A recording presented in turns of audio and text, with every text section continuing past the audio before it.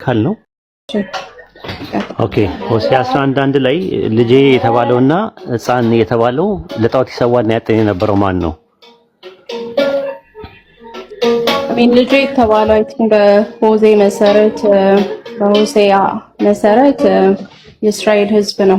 የእስራኤል ሕዝብ ነው። ዘጸአት 4:22 እስከ 24 ድረስ ያለው ማለት ነው። እስራኤል የመጀመሪያ ልጄ ነውና ደጋግ የተባለው እስራኤል ለፈጣሪ ልጄ የተባለው ኦንቶሎጂካል ነው ወይስ እንትን ነው? ፋንክሽናል ነው? ኦንቶሎጂካል ነው ማለት ባህሪያዊ ነው። የባህሪ ልጅ ነው ወይስ የጸጋ ልጅ ነው? ልጅነቱ ኦብቪየስሊ የጸጋ ልጅ ነው። እስራኤል ሜታፎሪክ ነው ማለት ሲምቦሊክ ነው ነው ሜታፎሪክ ነው ማለት ነው። አዎ ከዛ በኋላ የማቴዎስ ወንጌል ምዕራፍ ቁጥር 14 ወይ 16 አካባቢ ላይ ደግሞ ልጄን ከግብጽ ጠራሁት የተባለው ይፈጸም ዘንድ ወደ ግብጽ ሄደ ይላል እና ከሆሴዕ 11:1 ላይ ልጄ የተባለው እዛ ጋር ለኢየሱስ ነው ብሎ አስቀመጠ። ይታይሻል ጥቅሱን ማቴዎስ 2 ላይ 14 ወይ 16 አካባቢ ላይ ልጄን ከግብጽ ጠራሁት የተባለው እዛ ጋር ልጄ የተባለው በምን ሂሳብ ነው? እስራኤል በተባለበት ሂሳብ ነው በማቴዎስ መሰረት ያ ሰው ምን አይነት እንዳልኩ አሁን ይሄ ደብል የሚባለው ነገር የሚመጣው አንዱ ደብል ፕሮፌሲ ሁለቱም ጋር የሚጠቀም አይነቱን ይናገራል ማለት ቀድሞ ያለው እውነተኛ ታሪክ ማለት ነው አይደል? ከዛ ደግሞ ስለዚህ ሆሴዕ 11:1 ላይ ልጄ የተባለው መጀመሪያ ደግሞ ፍጻሜ እናያለን በኋላ በሙሉ የሚፈጸም አይደለም። እንደዛ አይደለም። ደብል ፕሮፌሲ ያልሽው አሪፍ ነገር ድርብ ትንቢት ማለት ነው። የመጀመሪያው ለእስራኤል ሕዝብ ለሚጠቀመው ለእስራኤል ሕዝብ በተባለበት ሂሳብ ነው። ለኢየሱስም ልጅ የተባለው ማለት ነው። ጸጋን ነው የሚያመለክተው። ልክ እንደዛውኑ መዝሙረ ዳዊት ምዕራፍ 45 ቁጥር 6 እና 7 ላይ ሲናገር መጀመሪያ ኤሎሂም ባረከ ይለዋል። እዛ ጋር ኤሎሂም ባረከ። ከዛ በኋላ ምንድነው የሚለው? አምላካዊ ዙፋን ለዘላለም ነው ሲል የሚያወራው ስለ ንጉሥ ሰለሞን ነው። ወይም የመዘምራን አለቃ ብሎ ነው የሚያስቀምጡት ተርጓሚዎች አይሁዳውያኖች ለንጉሥ ሰለሞን ነው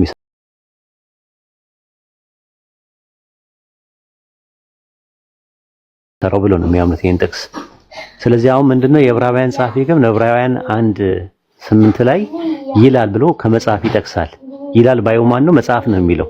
መጽሐፍ ይላል፣ መጽሐፍ እንደዚህ ይላል እያሉ ብዙ ጊዜ ይናገራሉ። ከዛ ሲናገር ምን አለ? ዕብራውያን 1:8 ላይ ከመዝሙረ ዳዊት ላይ ተጠቅሶ ነው የመጣው። መዝሙረ ዳዊት 45 ቁጥር 6 እና 7 ላይ ባለው ጥቅስ መሰረት አምላክ ሆይ ዙፋን እስከ ዘላለም ድረስ ጸንቶ ይኖራል፣ ጽድቅን ወደድክ አመፃን ጠላህ። ስለዚህ አለ አምላክ ከባልንጀሮቹ ይልቅ በደስታ ዘይት ቀባ ይላል። አምላክ ያለው አምላክ ከሆነ አምላክነቱ የጸጋ ነው እንጂ የባህሪ አይደለም። ለንጉሥ ሰለሞን ከሆነ ንጉሥ ሰለሞን በተባለበት ሂሳብና ስሌት የዕብራውያን ጸሐፊ ከመዝሙረ ዳዊት ላይ ጠቅሶ በድርብ ትንቢት ለመሲሁ ይጠቀምበታል። ዕብራውያን 1:8 ላይ ስለዚህ ዕብራውያን 1:8 ላይ የሚጠቀመው ያን አምላክ የተባለበት ኦንቶሎጂካል ሳይሆን ፈንክሽናል ነው። የባህሪ ጉዳይ ሳይሆን የጸጋ ጉዳይ ነው። አንድ እሱ ነው የመጀመሪያው። ሁለተኛ ነገር ደግሞ አምላክ የሚል የለውም። አምላክ ያንተ ዙፋን ነው ነው የሚለው። አይተሽ ከሆነ የዕብራይስጡንም አይተቻለሽ፣ ግሪኩንም አይተቻለሽ። በእንግሊዝኛ ትርጉም ብዙ እንግሊዝኛ ትርጉሞች አምላክ ያንተ ዙፋን ነው ብሎ ተርጉመውታል። ይሄንን እንዲታያዋለሽ።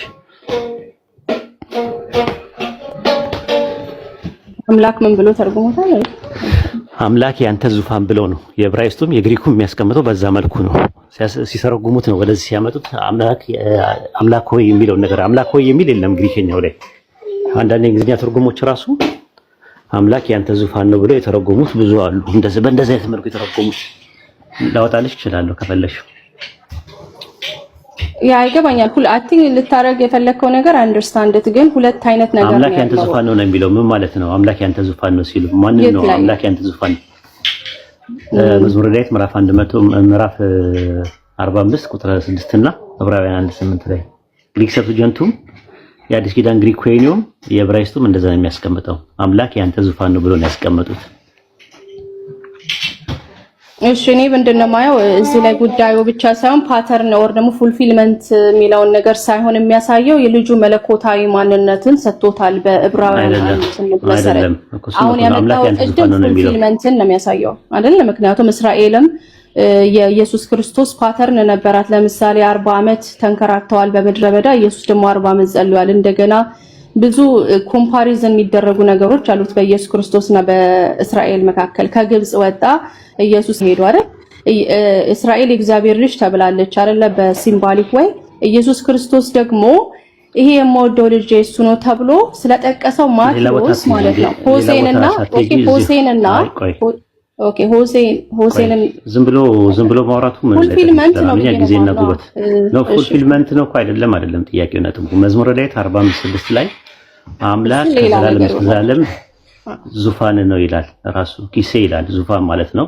ኪሲያ ኤሎሂም ያንተ ዙፋን አምላክ ነው ይላል። ኪሲያ ኤሎሂም ኦላም ወአድ ይላል። ራሱ አምላክ ከዘላለም እስከ ዘላለም ድረስ ዙፋን ነው ይላል። ሪቫይዝድ ስታንዳርድ ቨርዥን ላይም እንግሊዝኛ ትርጉም ላይ ምንድን ነው ጋድ ኢዝ ዩር ትሮን ፎርኤቨር ኤቨር ብሎ ነው የሚያስቀምጠው።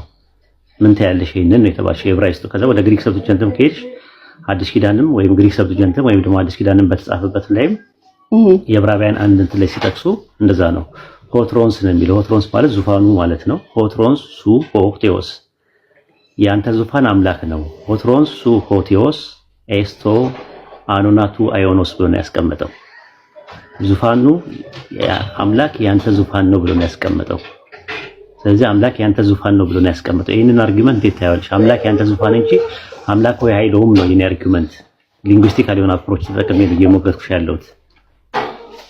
አይ ሲ ምትነው የወርድ እንትን ነው ግን አንደርስታንድ እኔም በመጽሐፍ ልሞግት ካልኩኝ ጥቅሱን አውጥቼ እንዳልከው ዕብራይስጥም እየከፈትክ ሜቢ አንተ ስለምታውቀው ይሆናል መክፈት ስላለብኝ ነው። እሺ አሳየን እስቲ በግል የራታ ትችላለህ ከቻለ እኔ ምን ዕብራይስጡን ነው አይ ጥቅሱን ያው የተባለው ዕብራውያን 1:8 ላይ አዲስ ኪዳን ነው ግሪክ ወይ ነኝ አይ እሱን አልችልም። እኔ 1879ን አማርኛውን ትርጉም አሳያት ነበር። ምን ይላል? አንተ ባልከው መልኩ ነው የሚያስቀምጠው። እስቲ ፈትላት እዚህ 1879 ባይብል አንተ ባልከው መልኩ ስለ ልጁ ግን አለ ዙፋንህ አምላክ ለዘላለም ነው ብሎ አይ ዙፋንህ ነው የሚለው። አይሹ 1879 ቆም ጽሁፍ ያባረው ትርጉም ላይ ያባ አብርሃም ትርጉም ላይ እንደዛ ነው የሚያስቀምጠው። እኔ ሙግቴ ሞሮቭ ለአባት ወይ ደግሞ አብ ልጁን አምላክ ብሎ መጥራቱን ነው። አምላክ ወይ ብሎ ዳይሬክትሊ ለኢየሱስ ወልድን አምላክ ወይ ብሎ አልጠራውም። ማስረጃ የለሽም? እስቲ ማስረጃ አምጪ። ስለ ልጁ ግን አምላክ ሆይ ይላል። ስለ ልጁ ግን አይደለም አባው ዘሰን ነው የሚለው እንጂ አባው ይሰን አይልም። እንግሊዝኛውን ከፈለሽ የተሳሳትሽው ልጁ ሲባል ልጁ ማለት ልጁ ስለ ልጅ ነው ያለው። ስለ ወልድ ግን ነው እንጂ ስለዚህ ወልድ ማን ነው? ኢየሱስ ክርስቶስ ነው አይደል? የዕብራውያን ጻፍ ስለ ወልድ ነው መጽሐፍ ነው የሚናገረው። መጽሐፍ ስለ ወልድ ግን ይላል የሚለው ስለ ወልድ እንደዚህ ይላል ከመጽሐፍ እየጠቀሰ ነው ያለው። ስለ መላእክት ደግሞ እንደዚህ ይላል እያለ የሚያወራው መዝሙረኛው የጻፈውን ከመጽሐፍ ነው ይላል እያለ የሚጠቅሰው እንጂ ባዩ አብ ነው ተናጋሪው የሚል ዕብራውያን 1:8 ላይ የለውም። አባው ሂሰን ሳይሆን የሚለው አባው ዘሰን ስለ ወልድ ወይም ስለ ልጁ ግን ልጁ የሚለውን ነገር ዴፊኒት አርቲክል ነው የተጠቀመበት። ልጁ ጠረጴዛው እንዲሰግዱ ለመላእክትን ለእርሱ ያሰግዳል ይላል አይደል? እንዴ እንዲሰግዱ ለታረቁ አሁን እኮ ዕብራውያን 1:8 ላይ ዕብራውያን 1:8 እያወራን 1:6 ላይ ተገባልሽ። 1:8 ላይ ስለ ልጁ ግን እያለ ያለው መጽሐፍ ነው። ስለ መጽሐፍ ነው ይላል ብሎ የሚለው ስለ መጽሐፍ ነው። ከመጽሐፍ ላይ ኮት እያደረገ ነው ያለው እንጂ አብ ስለ ወልድ አምላክ ወይ እያለ እየተናገረ ነው የሚል የለውም። እሱን ሞግጂ ከፈለግሽ